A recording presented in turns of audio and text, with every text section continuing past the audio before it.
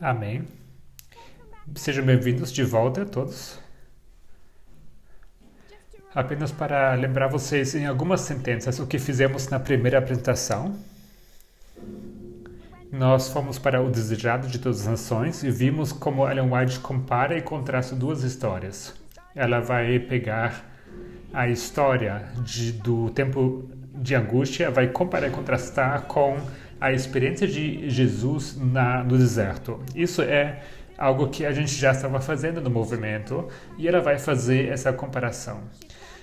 Ela fala sobre o último grande conflito com Satanás, compara e contrasta ele com o conflito que Cristo tem no deserto. E nessa história, ele não apenas sofre das tentações, mas ele também sofre da fome. Então, quando ele chega para enfrentar as tentações, ele está fisicamente enfraquecido, ele não tem muita força para resistir essas tentações. Ele não está forte. Então ele enfrenta essas tentações de uma posição de fraqueza. E ainda assim, ele tem o poder, a força para manter a vitória, baseado numa compreensão, um uso correto de assim diz o Senhor. Então, a gente já fez aplicações dessa história para a nossa lei de reforma. A gente já fez a conexão para a posição onde nós nos encontramos agora, os 30 anos, tempo de angústia depois da cruz, tempo de angústia para o primeiro grupo que é chamado tempo de angústia de Jacó, para esse primeiro grupo, esse primeiro fractal. E fomos logo para o Desejado de Todas as Nações, onde vimos que Ellen White faz a mesma coisa. Ela não fala sobre a versão de fractal, porém. Nós falamos sobre o significado de não ter pão, não ter mensagem, nada de ter alimentar, para se alimentar. Então, na ausência do pão, existe uma condição de fome, de fraqueza. Isso tem sido a experiência de Cristo. Ele tem ouvido as mensagens de João e logo ele passou pelo batismo. São experiências que deixaram ele encorajado e o fortaleceram para os 40 dias. Mas agora vem o período complicado, o duro. Então aqui temos sobreposto o tempo de angústia de Jacó com a versão fractal disso para os discípulos. Especificamente falamos sobre João o Revelador, a sua experiência em detalhe, quando ele foi imprisionado, quando tentaram matá-lo, e logo na ilha de Patmos. Então vimos que ele já tinha passado por um tempo de angústia. Esse primeiro grupo que é chamado depois na história e logo depois da cruz. E logo colocamos isso em cima da linha da cruz, a tentação, o deserto. Entendemos que essa é a história onde nós nos encontramos agora. Então entendemos por que nós nos encontramos num período de fraco.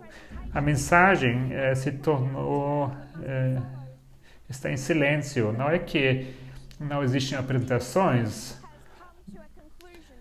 mas a mensagem-chave de teste chegou a uma conclusão. E tem mais um problema que também cria essa condição de fraqueza. Então, logo antes, ou logo depois do 22 de outubro de 1854, o que sacudiu o movimento?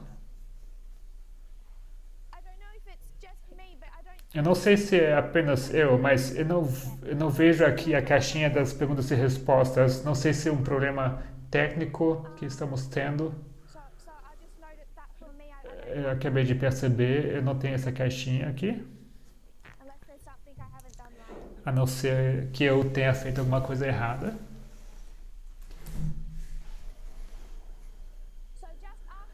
Então, logo depois do 22 de outubro de 1854, qual é a dúvida deles? Será que alguém do movimento entende o que tinha acontecido logo depois do 22 de outubro? O que aconteceu naquele dia? Não.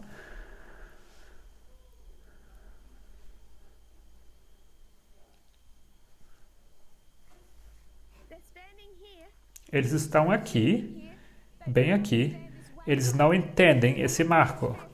Então, isso é uma história de falha.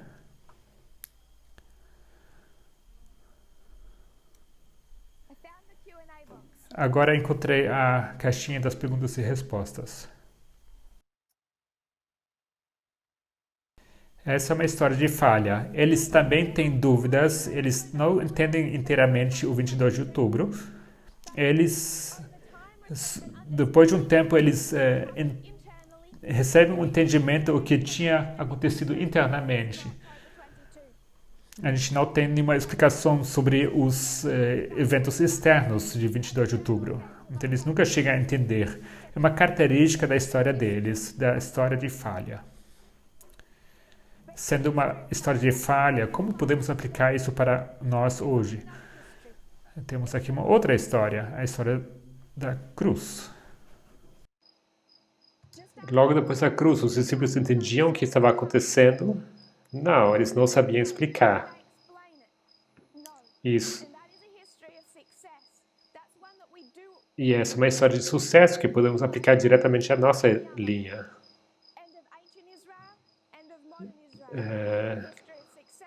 De sucesso. Que dúvida entra logo depois do batismo?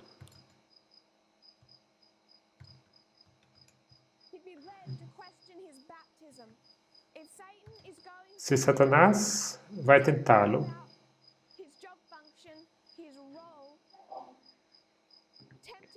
de assumir o reino terreno, o que ele teria que abandonar? O seu batismo? Então, podemos ver, baseado em várias linhas, que existem questionamentos sobre esse marco. Seja numa linha de falha ou numa linha de sucesso. É a mesma história em ambos. Com algumas diferenças sutis, mas para essa aplicação é a mesma história.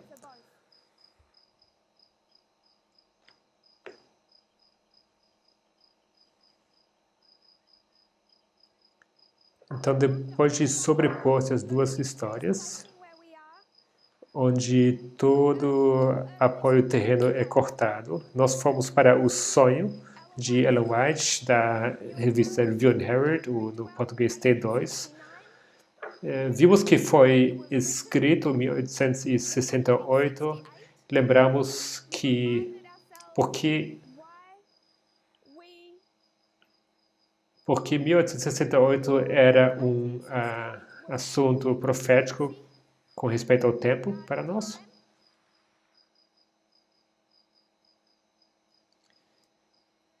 Porque de 151, que nos leva até 2019, fechamento da Porta da Graça, alguém fez uma pergunta aqui.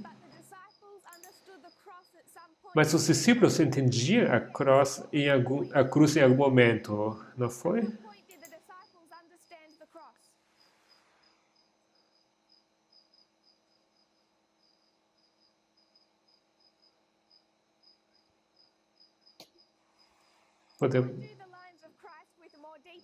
Nas futuras apresentações podemos falar da linha de Cristo em mais detalhe, mas talvez eu não vou responder agora. Então, voltando para o sonho. É uma boa pergunta, viu? A gente falou que houve um grande grupo e uma parte daquela assembleia saiu para viajar. E eles têm carroças abarrotadas. E essa rua, esse caminho, ele parecia subir.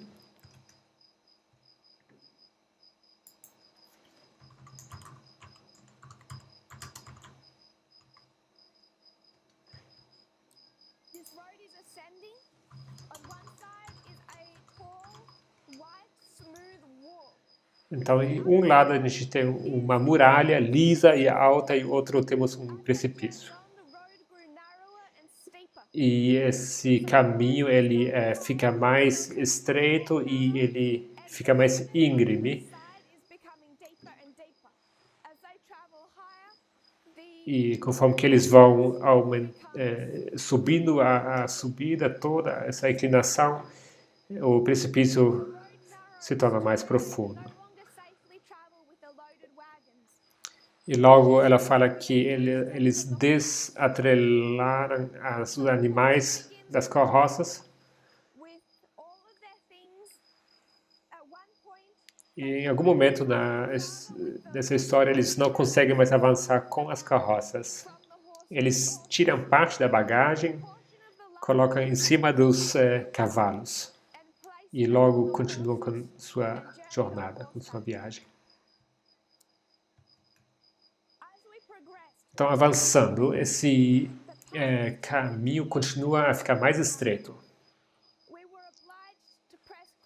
Prosseguindo nós, o caminho continuava ainda a estreitar-se. Fomos obrigados a andar junto à muralha para não cair do caminho estreito ao precipício.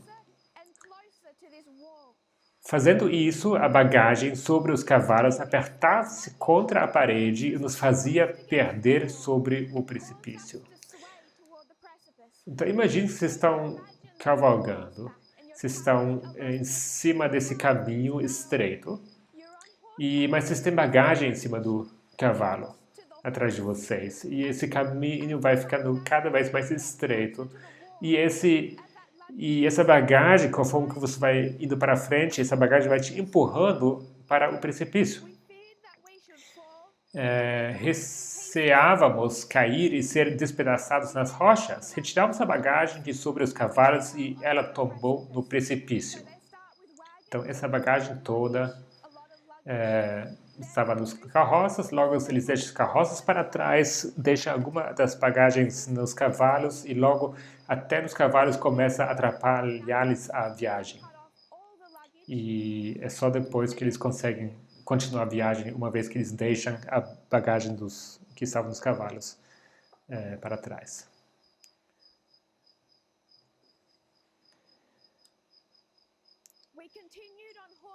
Continuamos a cavalo, receando grandemente que, ao chegar aos lugares mais estreitos do caminho, perdêssemos o equilíbrio e caíssemos.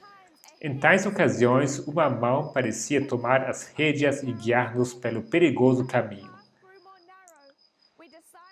Tornando-se o caminho mais estreito, vimos que não mais seria possível ir com segurança a cavalo. Deixámos-los e prosseguimos a pé, em fila, um seguindo as pegadas do outro.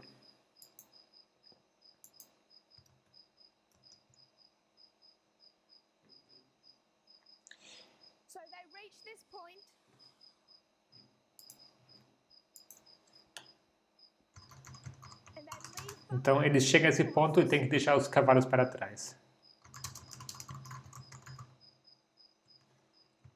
Então, durante esse período, o que fazem os cavalos para eles? Eles ainda não estavam dispostos de deixar essa bagagem para trás. Então, chega ao ponto que essa bagagem se torna perigoso para eles. Até o ponto que eles vão intervir, eles tiram, então, a bagagem dos cavalos mas mais para frente eles têm que deixar os cavalos para trás. Então, primeiramente temos a carroça, eles tiram as bagagens, logo tiram a bagagem dos cavalos e logo deixam os cavalos para trás. E agora eles estão seguindo em fila as pegadas do outro. Neste ponto apareceram pequenas cordas que caíam do alto da alvíssima muralha. Então, quando aparecem essas cordas, no momento em que eles deixam os cavalos para trás. Então, uma vez que eles deixam os cavalos, descendem essas cordas.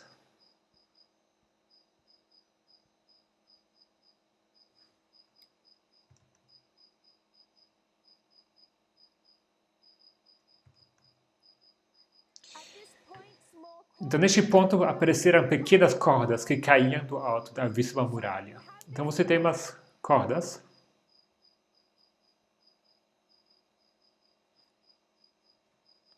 Você tem essa muralha.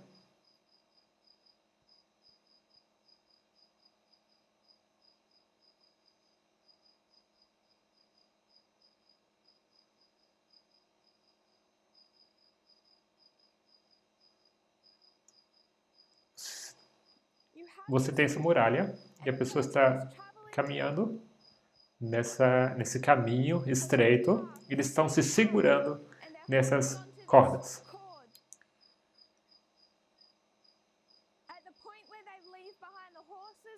E agora, estes foram avidamente largados por nós para nos ajudarem a manter o equilíbrio no caminho.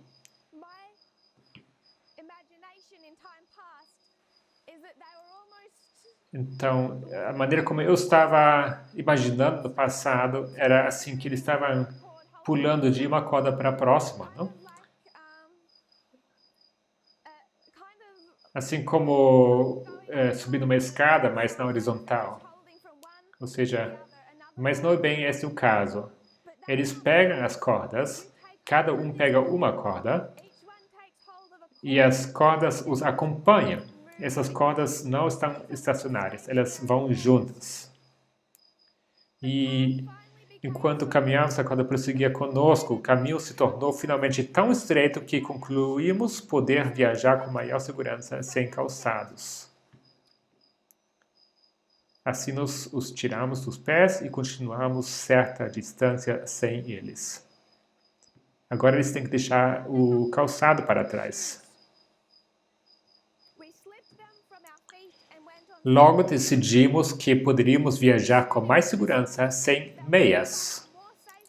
Então também tirem as meias.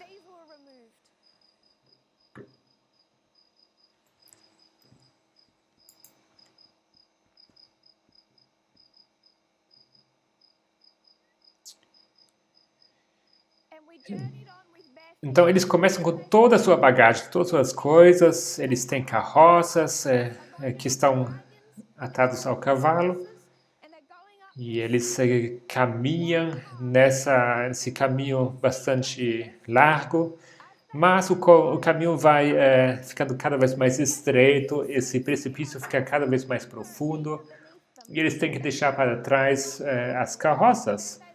E eles pegam bagagem, e logo tem que deixar os cavalos também. E uma vez que deixam os cavalos, eles têm essas cordas que aparecem, logo depois deixam os calçados para trás e depois as meias. Pensamos então naqueles que não se haviam acostumado com privações e dificuldades. Onde estavam eles agora? Não se achavam na multidão. Em cada mudança que se fazia, alguns eram deixados para trás. E apenas permaneciam aqueles que se haviam acostumados a suportar dificuldades. Então, uma porção apenas que começa a viagem, mas com cada vez que avançam, essa porção é diminuída, ela fica cada vez menor, esse grupo. As privações do caminho apenas faziam com que estes se tornassem mais ávidos de avançar até o fim. Então, essas dificuldades, tem algumas pessoas que caem, que ficam para trás, e outros ficam mais ávidos de avançar até o fim. Nosso perigo de cair do caminho aumentou. Encostávamos junto à muralha branca, mas não podíamos firmar totalmente os pés no caminho, pois ele era estreito demais. Agora esse caminho ficou tão estreito que não dá mais para pisar direito. Apoiamos então quase todo o nosso peso nas cordas. Estamos aqui marcando os destaques, tá? Carroças, deixam os carroças, deixam os cavalos, deixam os calçados, logo as meias, e agora outro ponto, que esse caminho ficou tão estreito que às vezes eles têm que se segurar com todo o seu peso nas cordas.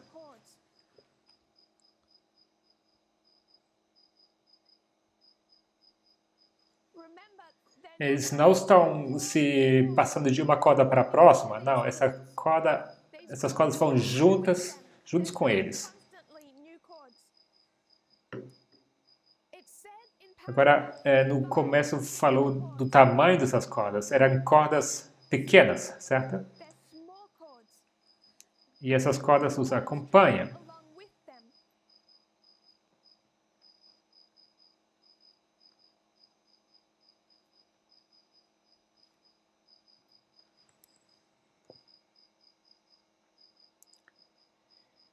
Agora eles estão pendurados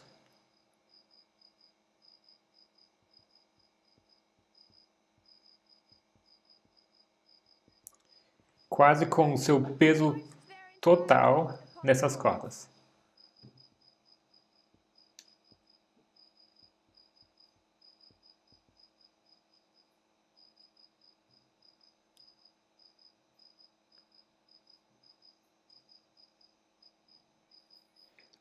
Apoiamos então quase todo o nosso peso nas cordas, exclamando: temos apoio de cima, temos apoio de cima.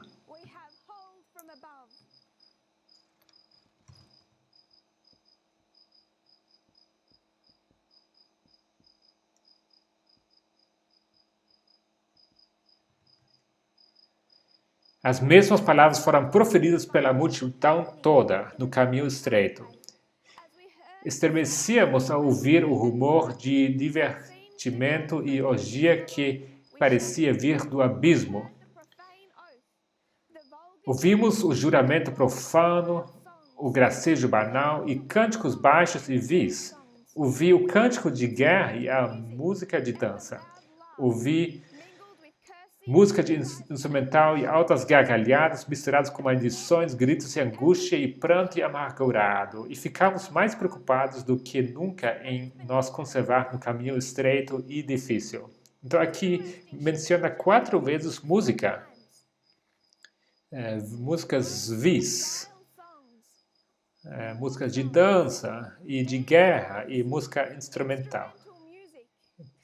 Cobre basicamente todos os aspectos da sociedade. Isso vai junto,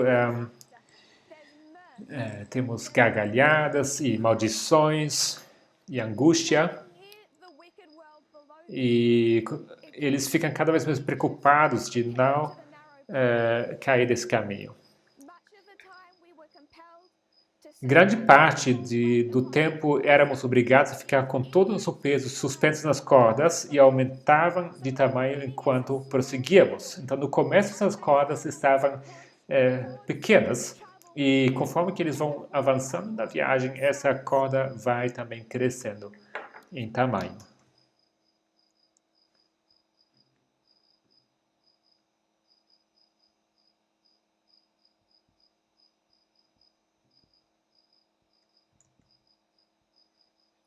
Então, essas cordas aumentam de tamanho conforme que eles vão viajando. Notei que a bela parede branca estava manchada de sangue. Dava um sentimento de pena ver se a parede assim manchada. Agora, o que ela percebe? Perderam suas carroças, bagagem, cavalos, sapatos, meias. E agora eles vão avançando e percebem que essa muralha branca está manchada de sangue. Este sentimento, porém, não durou senão um momento, pois logo achei que tudo era como deveria ser. Os que vêm seguindo atrás saberão que, antes deles, outros passaram pelo caminho estreito e difícil e concluirão que, se outros forem capazes de seguir avante, eles poderão fazer o mesmo. E ao sangrarem seus pés doloridos, não desfalecerão de desânimo, antes, vendo o sangue na parede, saberão que outros suportaram a mesma dor.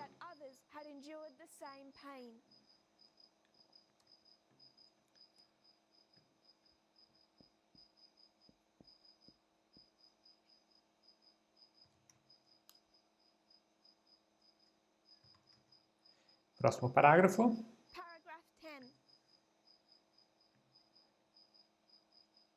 Chegamos, finalmente, a um grande abismo, onde terminava o nosso caminho.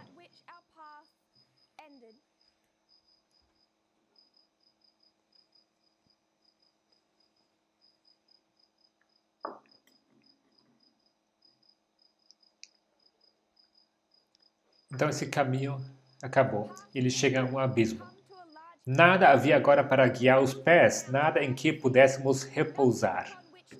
O que eles tinham? Nada debaixo dos seus pés.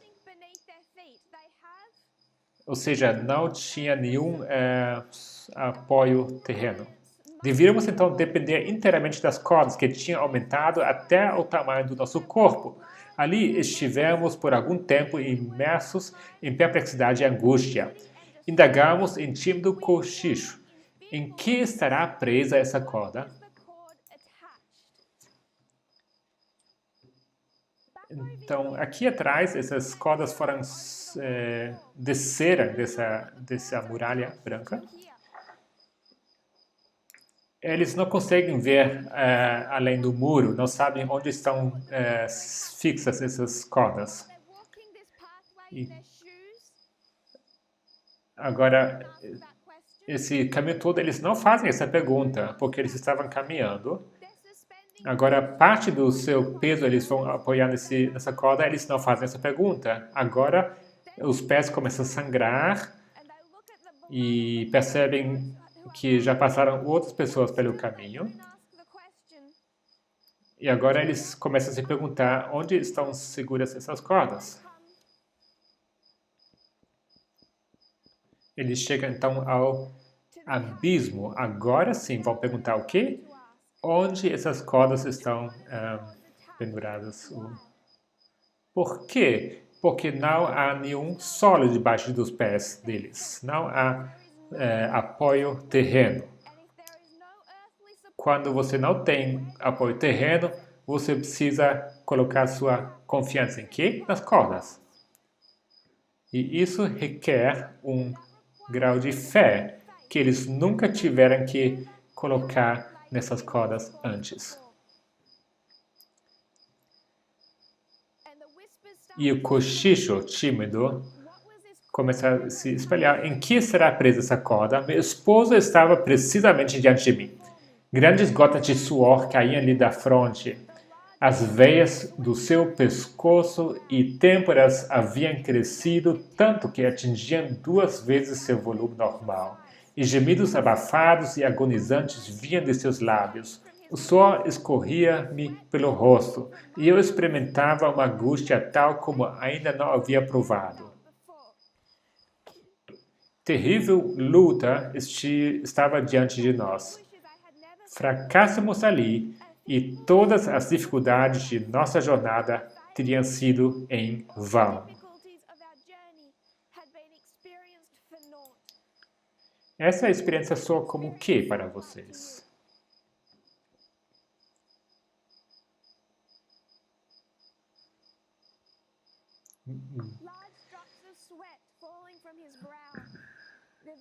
Suor escorrível pelo rosto, fala aqui das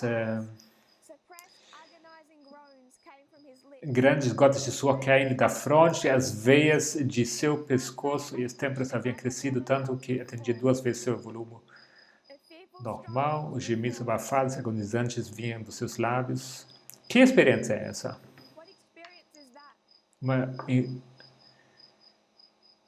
Uma angústia como nunca mais experimentou antes. Se alguém quiser responder no perguntas e respostas.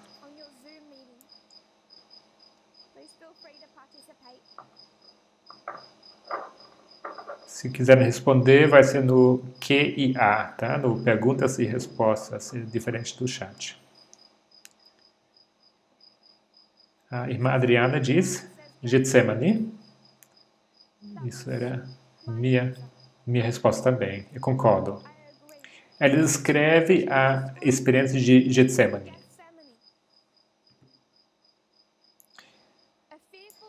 Diante de nós, do outro lado do abismo,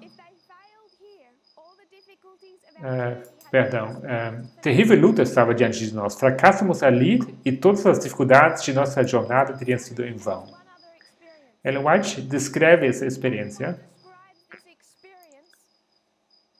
no contexto de um versículo do Antigo Testamento. Se alguém souber qual versículo ela se refere, coloque no perguntas e respostas. Então, Cristo passa por essa experiência duas vezes. Quando Cristo passa duas vezes, uma vez é no Getsemani, a segunda vez é?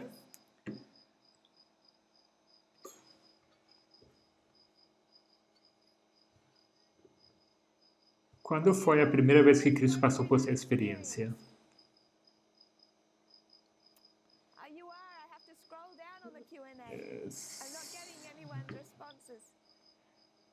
A tentação no deserto, sim. É o tempo de angústia? Dois tempos. Tentação no deserto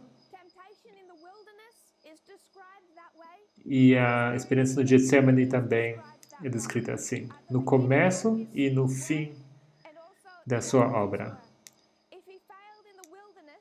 Se ele falhar no deserto, todas as suas dificuldades teriam sido em vão. Se ele falhasse no começo e se falhasse no fim do Getsemane, também teria sido em vão. Ambos os períodos, ambas as provações são onde esse grande conflito está pendurado. E teria sido um fracasso se ele não tivesse ganhado ou no começo no deserto ou no Getsemane. Então, essa é a mesma situação que eles enfrentam agora nesse abismo.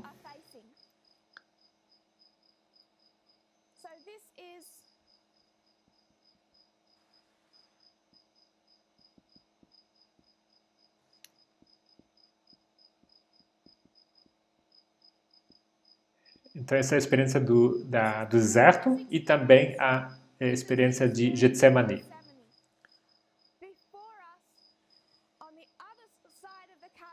Diante de nós, do outro lado do abismo, havia um belo campo de relva verde, de aproximadamente 15 centímetros de altura, ou 6 polegadas. Eu não podia ver o sol, mas raios de luz, brilhantes e suaves, assemelhando-se ao ouro e à prata fina, indicavam sobre o campo, incidiam sobre o campo. Então, ela vê sol do outro lado? Não, mas ela vê luz. Então, onde é isso aqui? Porque não é na Terra.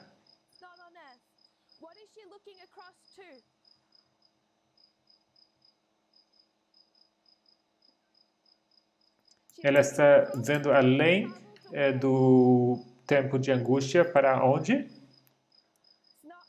Não, Terra. Isso é no céu.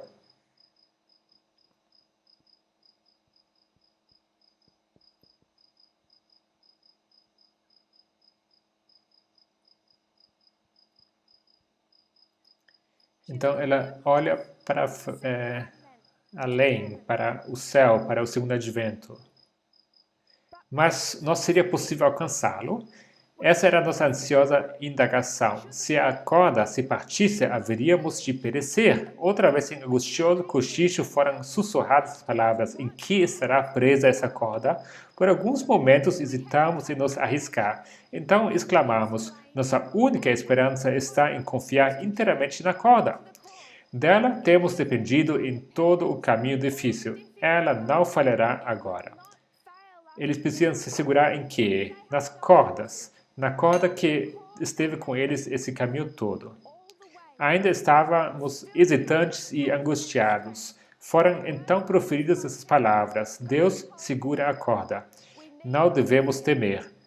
Essas palavras foram então repetidas por aqueles que estavam atrás de nós e acompanhadas dessas outras. Ele não nos faltará agora. Trouxe-nos até aqui em segurança. Meu marido deu então um salto sobre o assustador abismo ao belo campo além e seguiu imediatamente. Oh, que sensação de alívio e gratidão a Deus experimentamos! Ouvi levantarem-se vozes e louvor triunfal a Deus. Eu era feliz, perfeitamente feliz. Despertei e vi que, pela ansiedade que experimentara ao passar pelo caminho difícil, todos os meus nervos pareciam estar a tremer. Esse sonho não necessita de comentário. Produziu-me uma impressão tal que provavelmente cada minúcia permanecia vívida diante de mim enquanto minha memória perdurar.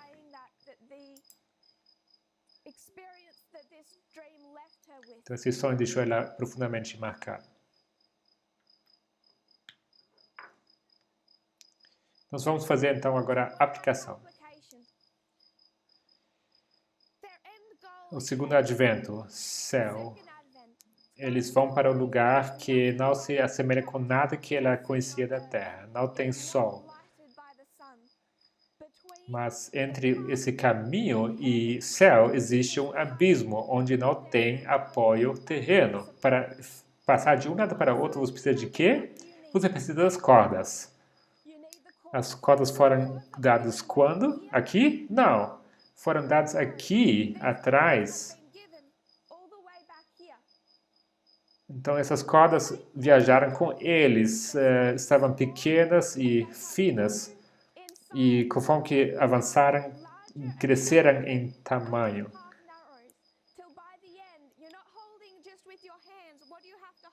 Se você não consegue segurar com a mão, você teria que abraçar essa corda de tão grande que ela se tornou. É isso que eles precisam se segurar para passar do abismo para o outro lado. Então, e para avançar nessa viagem, eles tinham que deixar para trás a bagagem. Em todo marco, eles perdem alguma coisa. Primeiro as carroças, bagagem. Vocês poderiam marcar aqui mensagens.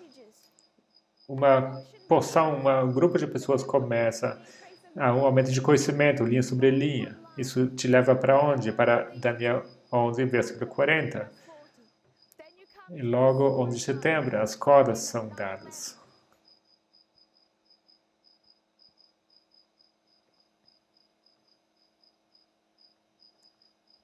Eles viajam com cavalo e logo depois caminham a pé. Aqui, marcação de tempo. Os pés começam a doer. É bem aqui onde ela faz o ponto. Que esse caminho se torna cada vez mais difícil, que pessoas ficam para trás. Isso aqui é 2012.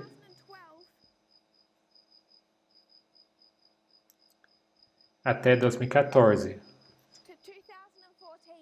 Pessoas são deixadas para trás durante esse caminho todo, em cada marco.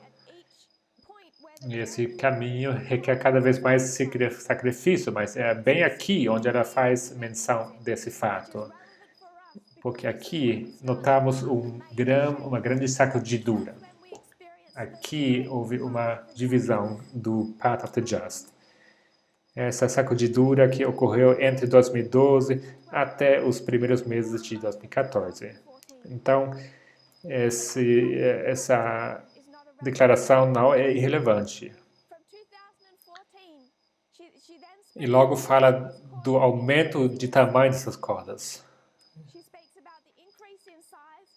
E agora eles têm que repousar todo o peso deles nas cordas. E o que são essas cordas?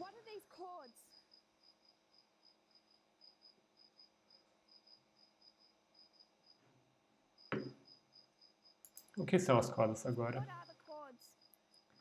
A irmã Adriana diz linhas. Todo mundo concorda?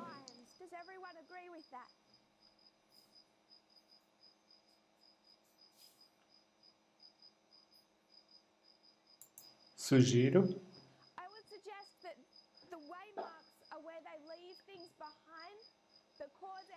as cordas ajudam eles a chegar de um marco para o próximo, tá? E os marcos eles deixam coisas para trás. A irmã Raquel diz que essas cordas são Cristo, sim, mas como isso se parece para nós? É a metodologia de linhas. Quero ser mais específica. Ou não específica, mas eu quero descrever de outra maneira. Em 11 de setembro, essas cordas descendem. O que chega em 11 de setembro?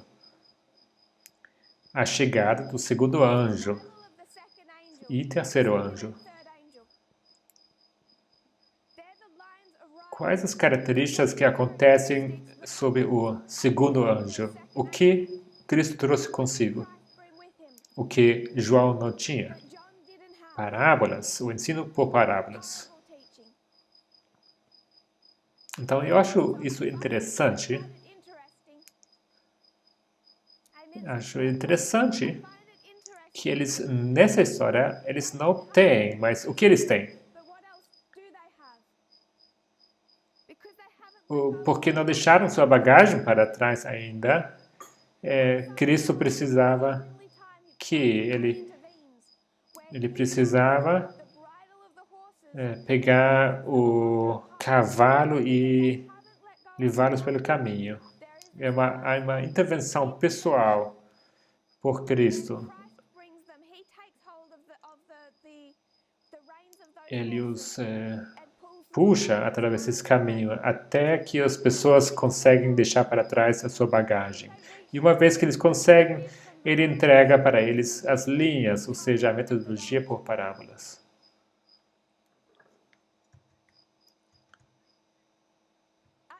No começo precisam colocar quanto de peso nessas cordas pequenas? Eles ainda conseguem caminhar pelo caminho. E no final eles têm que deixar então os sapatos para trás de tão estreito que se tornou o caminho.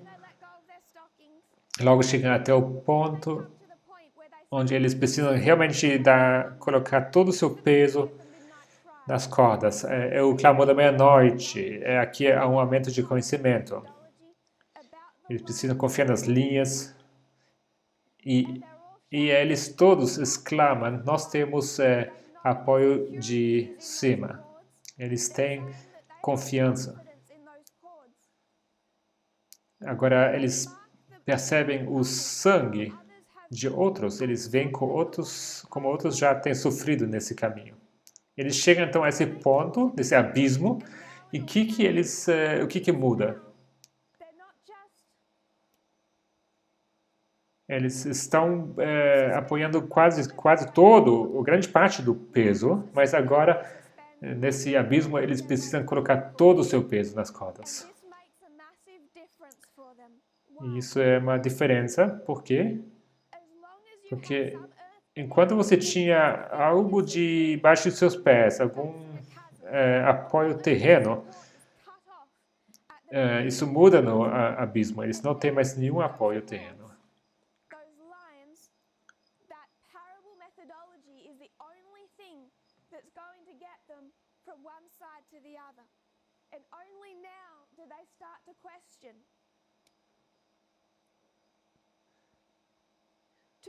Essas cordas estão penduradas aonde?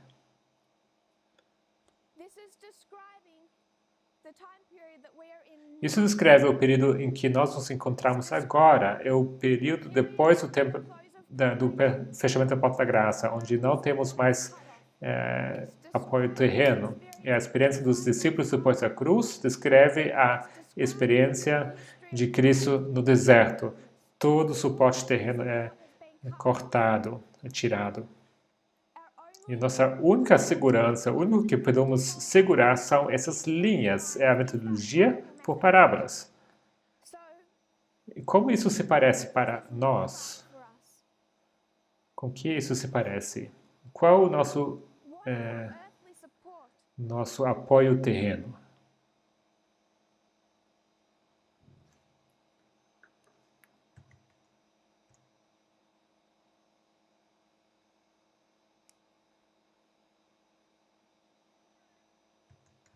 O que é nosso apoio terreno? Você sabe que as linhas não falham. A metodologia de parábolas está um pouco falha.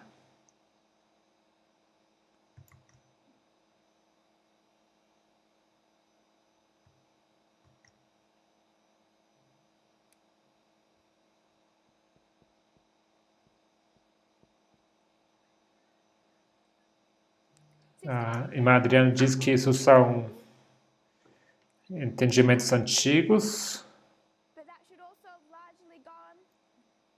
mas isso deveria ter sido deixado para trás na mensagem do Clamor da Meia-Noite, mas também isso não era tão simples. Eu quero fazer a minha aplicação, sugiro algo diferente.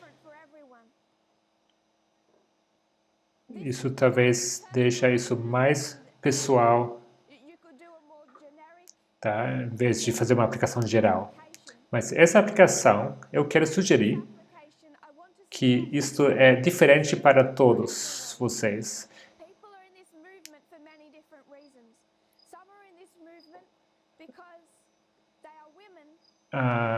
Mulheres e os esposos deles estavam no movimento, eles seguiram. Agora, o que aconteceu? Os esposos talvez deixaram o movimento do Clamor da Meia-Noite e agora elas estão se segurando em quê? Há pessoas que estão no movimento porque os filhos deles estão no movimento. Há filhos que estão no movimento por causa dos pais. Isso é a segurança deles. Há pessoas no movimento que têm uma convicção que, apegando-se a esse movimento, eles terão algum benefício, algum poder, alguma influência, alguns talvez até riquezas. São outras coisas que os deixam permanecer nesse caminho.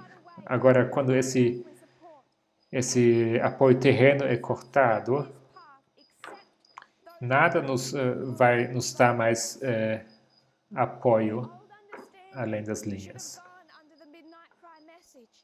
Mas as pessoas não entenderam essa mensagem do Clamor da Meia-Noite. Nós sabemos ali dos discípulos, certo? Depois da cruz, eles dizem o quê? Então, se ele conseguiu ressuscitar, ele pode destruir os romanos. A gente não sabia que ele seria tão forte. Eles ainda tinham as suas convicções antigas e tudo isso é tirado deles nesse período.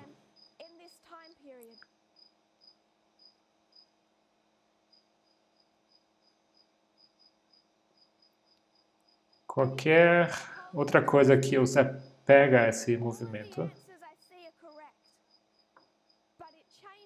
isso é diferente de pessoa para pessoa. Alguns estão no movimento porque eles têm um entendimento incorreto sobre o reino de Deus, mas existem dois mal entendidos sobre o reino de Deus. Então, isso muda de pessoa para pessoa. Algumas pessoas estão no movimento porque eles pensam que, de alguma maneira, que esse movimento trará alguma certa liberdade que é diferente do que Deus ensina. Outros são no movimento porque eles ainda se apegam à idolatria evangélica. É diferente para cada um. Outras pessoas estão no movimento por lealdade para com seus cônjuges ou família. Agora, nesse período, as pessoas vão ver que esse suporte terreno será cortado. Há pessoas que me mandam mensagens constantemente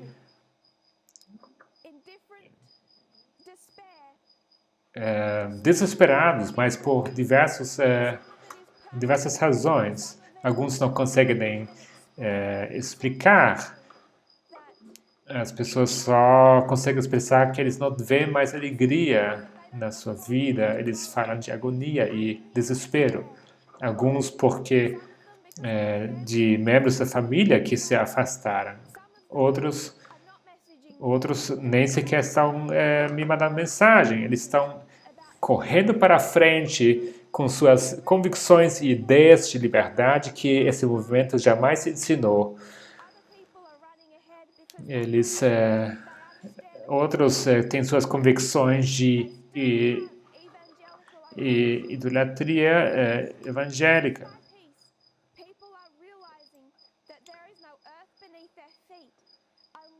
E se as pessoas não confiarem inteiramente na metodologia e nas linhas que foram dados que tem estado com ele desde o começo, não apenas não tem novas linhas aqui, eles precisam se segurar nas linhas que estiveram com eles esse tempo todo.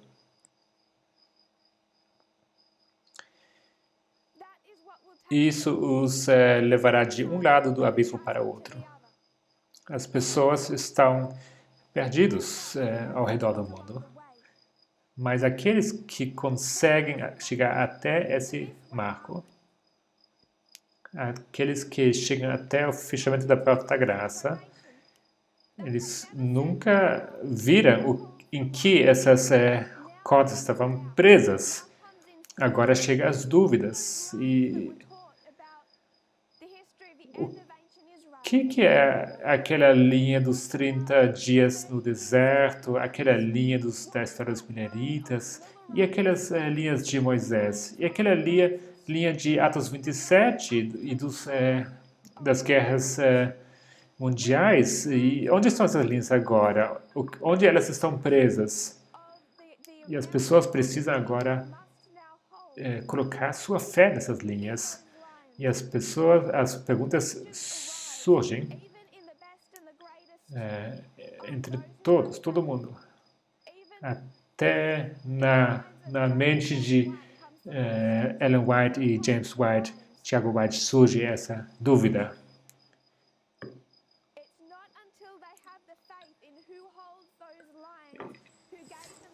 E só é quando eles entendem que quem está segurando essas cordas em cima dessa muralha que eles vão colocar sua confiança toda.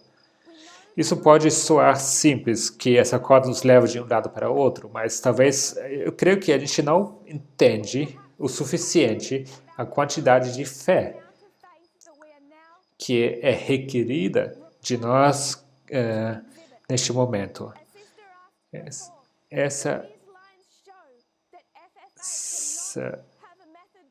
Isso mostra que a FFA não pode ter nenhuma mensagem sobre o Islã que seria dado a eles depois do fechamento da porta da graça. Essa mensagem é errada porque foi dada num período onde não há mensagem de Deus. Então, essa mensagem não veio dele. As linhas nos dizem exatamente o que é verdade e erro. E se a gente não estiver estabelecidos e firmes nisso, a gente não vai chegar de Ráfia para Panion, A pergunta que deveríamos fazer: quem segura as linhas, as cordas? E se você acredita que é Deus, então pergunte tudo que aqui você está se apegando, qualquer suporte terreno que está te segurando nesse movimento. Somente quando nós estamos dispostos a nos segurar nessas cordas, temos segurança de chegar ao outro lado. Temos mais um intervalo de 15 minutos. Vamos nos ajoelhar. Pai Celestial, obrigado porque o Senhor segura as cordas. Oro que cada um de nós possa entender o que isso significa. O que significa para o nosso movimento, mas para nós como indivíduos. Que é esse solo que foi tirado dos nossos pés? Quais os nossos conceitos errôneos?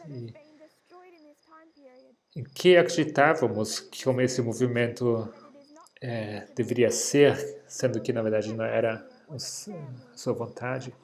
era posição, era desejo de autoridade. Se tiver alguma coisa que nos segura aqui, que possamos colocar a nossa fé nas linhas, sabemos que o Senhor segura essas linhas e oramos que o Senhor, que a nossa experiência possa crescer. Só em nome de Jesus. Amém.